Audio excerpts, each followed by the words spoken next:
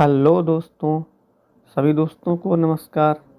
आप सभी का आपके अपने यूट्यूब चैनल 22 जियो स्टडी में स्वागत है।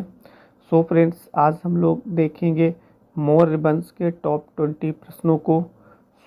देखते हैं, बिना किसी देरी के लेते हैं प्रश्न नंबर 1। प्रश्न नंबर 1 है, चंद्रगुप्त मौर्य का पुत्र कौन था? Option A Bindusara, option B Chandragupta द्वितीय, option C Ashoka and option D Bimbisara.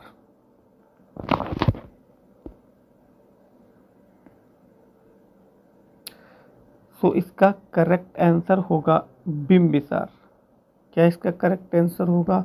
इसका करेक्ट आंसर होगा बिंबिसार, यानी चंद्रगुप्त मौर्य का पुत्र बिंबिसार था। ओके, अब लेते हैं प्रश्न संख्या 2, यानी कि 2। कौटिल्य प्रधानमंत्री थे?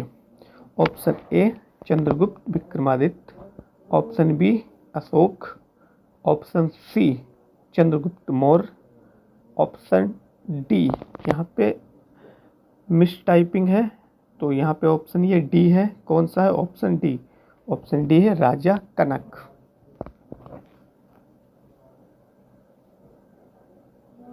इसका करेक्ट आंसर होगा ऑप्शन सी, यानी जो कौटिल्य थे, जिन्हें हम चाणक्य भी कहते हैं, वह चंद्रगुप्त मौर्य के क्या थे? प्रधानमंत्री थे। ठीक है। और ये भी जान लीजिए कि जो कौटिल्य है, उन्होंने एक बहुत ज़्यादा फेमस बुक लिखी थी, उसे हम अर्थशास्त्र के नाम से जानते हैं। और अर्थशास्त्र का विषय, यानी जो बुक थी उसमें किस चीज़ का उल्लेख था, तो वो राजनीतिक शास्त्र के ऊपर लिखी गई थी, ना कि अर्थशास्त्र के ऊपर। और किस शैली में लिखी गई थी? तो चंपू शैली में लिखी गई थी। और चंपू शैली का मतलब क्या होता है? यानी गद्य और पद्य दोनों में लिखी गई थी।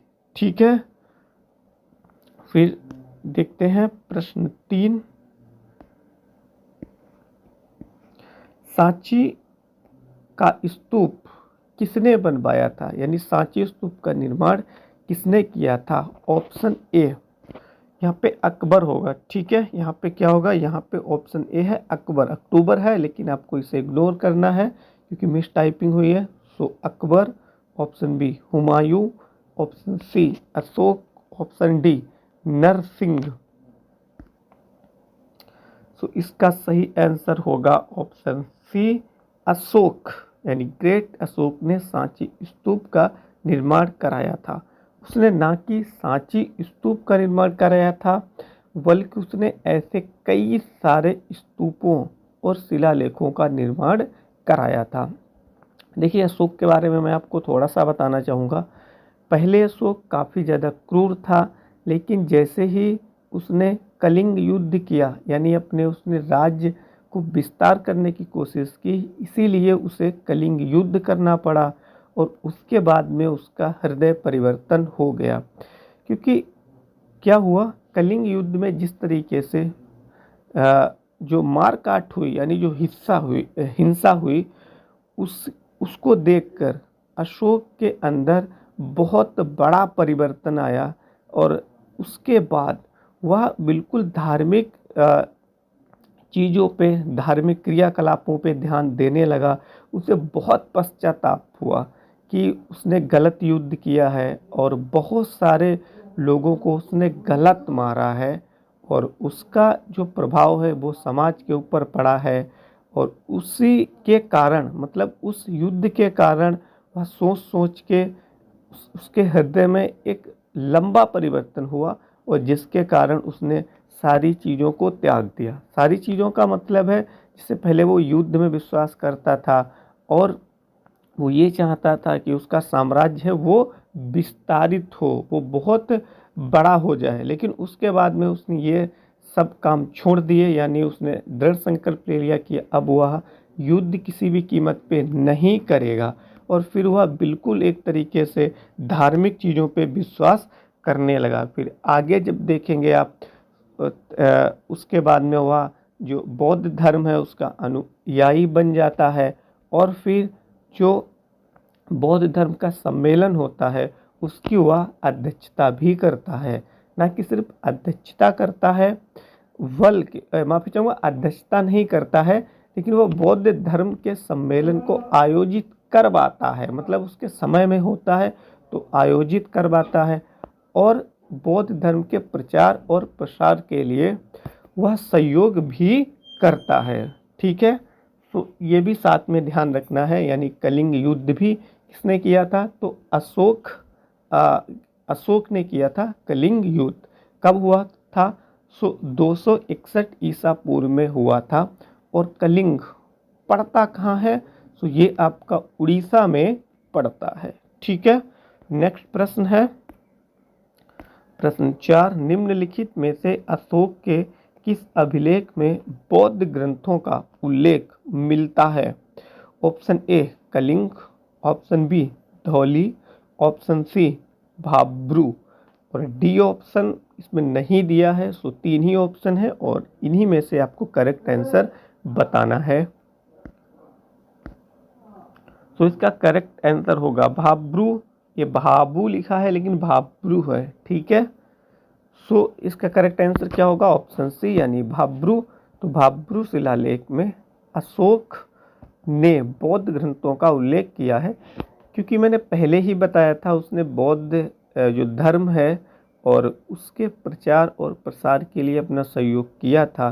तो इसीलिए उसने जो शिलालेख बनवाए थे उसमें क्या था, बौद्ध के जो उपदेश होते हैं उसको भी उसमें अंकित करवाया था ताकि लोग पढ़ सकें और जो बौद्ध धर्म में शिक्षा दी गई है और उसका प्रचार प्रसार हो सके। सो प्रश्न 5, निम्नलिखित में से किसकी जानकारी अशोक के शिलालेखों से मिलती है? तो जीवन, ऑप्शन ए है जीवन व्रत, ऑप्शन बी है आंतरिक नीति, ऑप्शन सी है विदेश नीति, ऑप्शन डी है सभी विकल्प सही हैं। मतलब सभी विकल्प सही का मतलब है ये जो ऊपर के ABC हैं ये सभी सही हैं। मतलब इन सभी के बारे में अशोक के शिलालेखों में जानकारी मिलती है।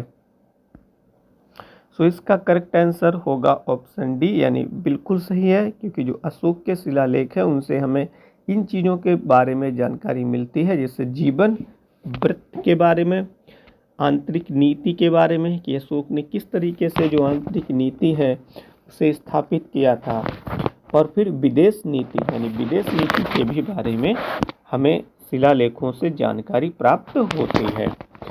फिर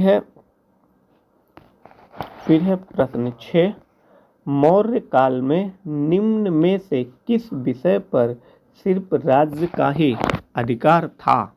ऑप्शन ए भूमि, ऑप्शन बी खान, ऑप्शन सी चारागाह, ऑप्शन डी वाणिज्य। सो इसका करेक्ट आंसर होगा ऑप्शन बी यानी खान। जो खान था या थी सो उसके ऊपर राज्य का पूर्ण अधिकार था। ठीक है, सो प्रश्न 7, सम्राट अशोक के समकालीन श्रीलंका के शासक कौन थे? Option A Mahasabha, option B Kashyapa, option C Tissa, option D Vijayabahu.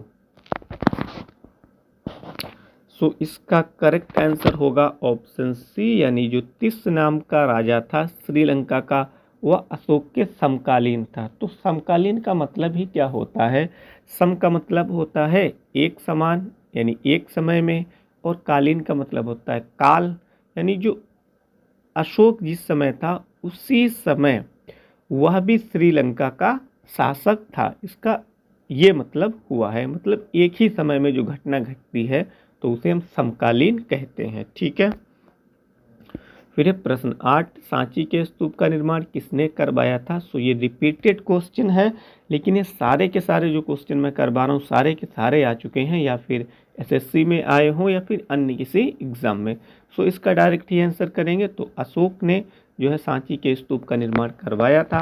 और सांची का स्तूप है कहाँ? तो ये MP में पड़ता है। ठीक है, फिर प्रश्न 9, मौर्य साम्राज्य की राजधानी कहाँ थी? Option A Pataliputra, option B Vaishali, option C Lumbini, option D गया।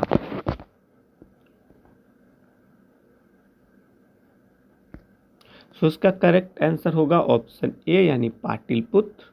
मौर्य साम्राज्य की राजधानी पाटलिपुत्र थी, जो कि अब क्या हो गया है, उसका नाम पटना हो गया है। और कहाँ पड़ता है? तो सिंपल सी बात है, जब आपको पटना यदि याद है कि पहले जो पाटलिपुत्र था अब उसे पटना कहते हैं, तो मेरे ख्याल से अब आपको ये याद करने की आवश्यकता नहीं होगी कि किस स्टेट में है, क्योंकि बिहार की कैपिटल पटना है। उसे ही जब मौर्य साम्राज्य था तो उस शहर को ही हम पाटलिपुत्र कहते थे। ओके, सो प्रश्न 10 क्या है? प्रश्न संख्या 10, कौटिल्य द्वारा रचित पुस्तक कौन सी है? Option A Arthashastra, option B Indica, option C Rajyogini, option D Arth Vigyan. So इसका करेक्ट आंसर होगा ऑप्शन ए यानी अर्थशास्त्र। फिर से देख लेते हैं, क्योंकि ये बुक काफ़ी ज़्यादा इम्पोर्टेंट है। ठीक है, सो अर्थशास्त्र को किसने लिखा था? कौटिल्य। कौटिल्य यानी कि चाणक्य, क्योंकि उनके दो नाम थे, कौटिल्य भी नाम था और चाणक्य भी नाम था। और अर्थशास्त्र किस भाषा में लिखी गई है? तो चंपू शैली में लिखी गई है। आपको दो फैक्ट तो इसके बारे में याद ही होना चाहिए।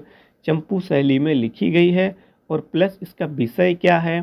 सो इसका विषय है आपका राजनीतिक शास्त्र। ठीक है, क्योंकि इन्होंने कौटिल्य ने इसमें ये लिखा हुआ है कि एक राजा को अपने राज्य को किस तरीके से संचालित करना चाहिए, कौन कौन से नियम बनाना चाहिए। ठीक है, तो यानी कि इसके बारे में बता रहा है। तो जो अर्थशास्त्र है वो राजनीतिक शास्त्र के ऊपर लिखी गई है। वहीं यदि हम बात करें इंडिका की, तो ये काफ़ी ज़्यादा इम्पोर्टेंट है और ये बहुत पुरानी बुक है, मतलब बहुत पहले की है। और इसके लेखक कौन है? सो इसके लेखक मेगास्थनीज हैं। ठीक है, कौन है? मेगास्थनीज हैं। ठीक है, सो ये भी आपको साथ में याद रखना है। फिर प्रश्न 11, अशोक के शिलालेख पर किस भाषा का प्रयोग किया गया है? Option A Brahmi, option B Devanagari, option C Gurmukhi. Gurmukh है, लेकिन यहाँ पे करेक्शन आपको करना पड़ेगा, क्योंकि मिस टाइपिंग जो है ना वो हो ही जाती है, आप कितनी ही सही से कर ले। फिर ऑप्शन डी संस्कृत। सो इसका करेक्ट आंसर होगा ब्रह्मी, यानी जो अशोक के शिलालेख हैं उनकी भाषा क्या है, किस भाषा में लिखे गए हैं? सो ब्राह्मी भाषा में लिखे गए हैं। लेकिन यहाँ पे आपको गौर करने की बात यह है कि देखिए, जो भारत में जो शिलालेख हैं उनकी भाषा तो ब्राह्मी है, ठीक है ना, लेकिन जो अशोक के शिलालेख पाकिस्तान में भी कुछ पाए गए हैं, सो उनकी भाषा ब्राह्मी ना होके खरोष्टी भाषा है। ये भी आपको साथ साथ में फैक्ट याद रखना है। यानी ये पूछता है कि अशोक के शिलालेख जो भारत में पाए गए हैं उनकी भाषा क्या है? सो उन सभी की भाषा, चाहे वो कोई सा भी शिलालेख पूछे, सभी की भाषा क्या है? ब्राह्मी है। लेकिन ये पूछे पाकिस्तान, जैसे कि एक सहजवान गढ़ी है, सो वो कहाँ पड़ता है? वो पाकिस्तान में ही पड़ता है। तो वहाँ पे भी एक शिलालेख प्राप्त हुआ है, लेकिन उसकी भाषा क्या है? सो उसकी भाषा कौन सी है? अभी मैंने जो कि बताई है खरोष्टी है। ठीक है, सो और देख लेते हैं। इसके अलावा में देखिए, जो देवनागरी है, सो इसे हम हिंदी भाषा का जनक कहते हैं, क्योंकि ऐसा माना जाता है जो हिंदी भाषा है वो देवनागरी लिपि के द्वारा ही निकली है। फिर ये गुरुमुख नहीं, ये गुरुमुखी है, जैसा कि मैं भी बता चुका हूँ। गुरुमुखी भाषा किसकी है? सो सिखों की भाषा है। और यह भाषा किसके द्वारा प्रारंभ की गई थी? सो यह भाषा जो सिख है, सिख धर्म के प्रवर्तक यानी अर्थात गुरु नानक के द्वारा इस भाषा को प्रारंभ किया गया था, इस लिपि को प्रारंभ किया गया था। ठीक है, और वहीं जो संस्कृत भाषा है, सो ये काफ़ी ज़्यादा पुरानी भाषा है। ओके, सो नेक्स्ट देखते हैं प्रश्न 13, कलिंग का युद्ध कब लड़ा गया था? ऑप्शन ए 161 ईसा पूर्व, ऑप्शन बी 261 ईसा पूर्व, ऑप्शन सी 361 ईसा पूर्व, ऑप्शन डी 461 ईसा पूर्व। सो इसका करेक्ट आंसर होगा ऑप्शन बी यानी 261 ईसा पूर्व कलिंग युद्ध जो है वो लड़ा गया था। अशोक और कलिंग राज्य के बीच में ये लड़ा गया था। सो पड़ता कहाँ है? ये पड़ता है कलिंग, उड़ीसा में। ओके। सो प्रश्न 13, कलिंग युद्ध के पश्चात अशोक ने किस धर्म को स्वीकार किया था? Option A Jain, option B बौद्ध, ऑप्शन सी ईसाई, ऑप्शन डी पारसी। सो इसका करेक्ट आंसर होगा बौद्ध। जैसा कि मैं अभी पहले ही मैं बता चुका हूँ कि बौद्ध जो अशोक था वो उसका हृदय परिवर्तन हुआ और फिर वो धार्मिक क्रियाकलापों की ओर मुड़ गया। बिल्कुल उसे हत्या, युद्ध यानी हिंसा पे बिल्कुल भी विश्वास नहीं रहा और वह अच्छे काम करने लगा। उसने शिलालेख बनवाए, बौद्ध धर्म के प्रचार और प्रसार के लिए उसने बहुत सारा काम किया। उसने अपने क्षेत्र यानी अपने साम्राज्य में जो पशु पक्षी हैं उनकी हत्या पर रोक लगा दी और ये भी उसने रोक लगा दी कि उसका जो महल है उसमें जो भी कर्मचारी लोग काम करते हैं सो वो कोई भी शिकार नहीं करेगा, क्योंकि पहले जो था राजा उसका एक जो है मनोरंजन का साधन शिकार हुआ करता था। लेकिन जैसे ही अशोक का हृदय परिवर्तन होता है उसने बिल्कुल भी राज दरबार में किसी को भी ये अलाउ नहीं किया कि वो जाके शिकार करेगा, न स्वयं करता था न करने देता था। और इसीलिए उसने शिलालेखों पर जो है धार्मिक चीज़ों को लिखवाया ताकि जनता जो है पढ़े और सीखे, शिक्षाएं लें और जनता में भी जो है सकारात्मक बदलाव हो। फिर प्रश्न है 14, चंद्रगुप्त मौर्य पाटलिपुत्र में पैदा हुआ था जो अब कहाँ है? Option A Chhattisgarh, option B Madhya Pradesh, option C Uttar Pradesh, option D Bihar. So इसका भी करेक्ट आंसर होगा ऑप्शन डी यानी बिहार। जैसा कि मैं अभी बता चुका हूँ, पाटलिपुत्र जो कि अब पटना के नाम से पुकारा जाता है और पटना कहाँ है? सो बिहार की कैपिटल पटना है। ठीक है। सो नेक्स्ट, बिंदुसार किसका पुत्र था? Option A Ashoka, option B Akbar, option C Chandragupta, option D Samudragupta. So इसका करेक्ट आंसर होगा ऑप्शन सी। क्या होगा? ऑप्शन सी यानी चंद्रगुप्त। बिंदुसार चंद्रगुप्त का क्या था? पुत्र था। सो इसमें जो ऑप्शन अन्य ऑप्शन दिए हैं उन्हें भी हम देख लेते हैं। प्रश्न 16, चंद्रगुप्त किस वंश का शासक था? Option A Maurya, option B Mewar, option C Mughal, option D Peshwa. So इसका करेक्ट आंसर होगा ऑप्शन ए यानी जो चंद्रगुप्त था वह मौर्य वंश का शासक था और चंद्रगुप्त ने ही मौर्य वंश की आधारशिला जो है वो रखी थी। और जो कौटिल्य था वो चंद्रगुप्त मौर्य का ही प्रधानमंत्री था, जो कि मैं ऊपर पढ़ भी चुका हूँ। ठीक है। फिर प्रश्न नेक्स्ट, चाणक्य को और किस नाम से जाना जाता है? यानी चाणक्य का उपनाम बताना है। Option A Rajshekhar, option B Tejasvi, option C Kautilya, option D Vibhishan. So इसका करेक्ट आंसर होगा ऑप्शन सी यानी चाणक्य को कौटिल्य के नाम से भी जानते हैं। और जो चाणक्य था यानी जो कौटिल्य था उसने एक बुक भी लिखी थी, उसका नाम है अर्थशास्त्र, जो कि राजनीतिक शास्त्र से संबंधित है और वह चंपू शैली में लिखी गई है। चंपू शैली का मतलब क्या है? गद्य और पद्य दोनों में लिखी गई है।